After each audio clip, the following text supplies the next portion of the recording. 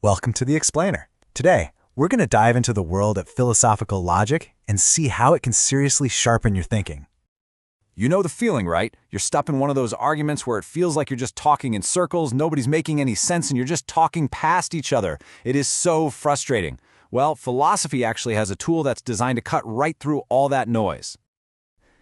So, in everyday life, we throw around the word logical all the time, usually just to mean something is sensible. But for a philosopher, logic is something way more specific and honestly, way more powerful. It's the formal toolkit for good reasoning. It's like the set of rules that guarantees you can get from A to B without making a mistake.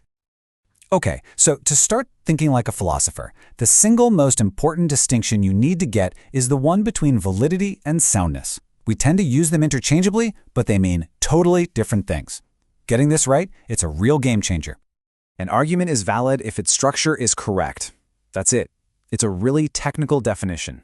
It just means that it's absolutely impossible for your starting points, your premises, to be true and for your conclusion to be false. It's all about the logical connection, the pure form of the argument. Now, an argument is sound if it clears two hurdles. First, it has to be valid. The structure has to be perfect. And second, all of its premises, every single one, has to actually be true in the real world. You could say soundness is where logic finally meets reality. Okay, let's see what this actually looks like. On the left, we've got a perfectly valid argument. If it's raining, Joe is a bird. It is raining. Therefore, Joe is a bird. The structure is flawless, but obviously the premise is false, so it's unsound. Now look at the right.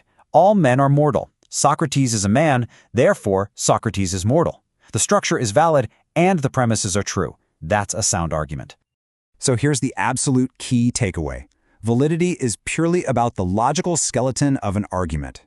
A lot of the time, logicians are actually more interested in validity than soundness because they want to build these perfect systems of reasoning that work for any content you want to plug in, whether it's true or not. Now, what's really fascinating about this toolkit is its history. It's pretty deep and has these two main branches that, and this is incredible, were developed totally separately and stayed apart for over 2,000 years. So, picture ancient Greece. You had two major systems pop up.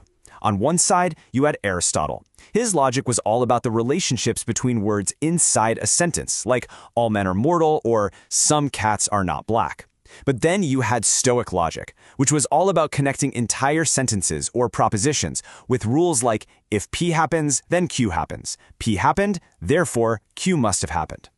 And this timeline just shows you this massive gap in intellectual history. I mean, both of these systems feel super intuitive, right? They both showed up around the 4th century BC, but they weren't unified into one single, elegant system of modern logic until 1879 by a German philosopher named Gottlob Frege. That's over 2,000 years they just coexisted unreconciled. The challenge was so massive that you can compare it to one of the biggest problems in physics today, the search for a theory of everything that can unify general relativity and quantum mechanics. It was a monumental task to figure out how these two, obviously correct ways of reasoning could possibly fit together. Okay, so how does any of this become a practical superpower in your actual life? Let's take a look. This is where logic really stops being abstract and becomes something you can use right away.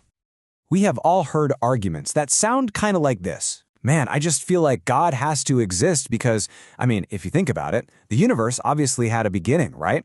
And if it had a beginning, then something had to cause it, and that must be God. It's just a jumble of ideas, a real word salad that's almost impossible to evaluate. But now, watch what happens when we use logic to put it into propositional form.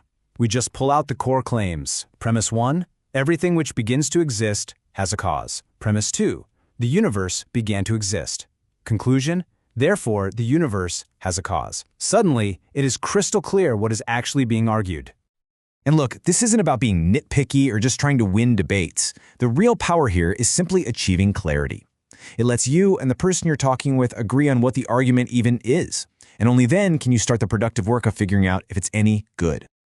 So, to wrap things up, what should you take away from all this? First, just think of logic as your best tool for clarity. Remember that validity is all about the structure, while soundness is about a valid structure plus true premises. And most importantly, you can bring clarity to almost any argument by breaking it down into that simple, propositional form. So I'll leave you with this to think about. What's one messy idea or maybe a recurring argument in your own life that could be sharpened and made a whole lot more productive with just a little bit of logic? Thanks for joining me.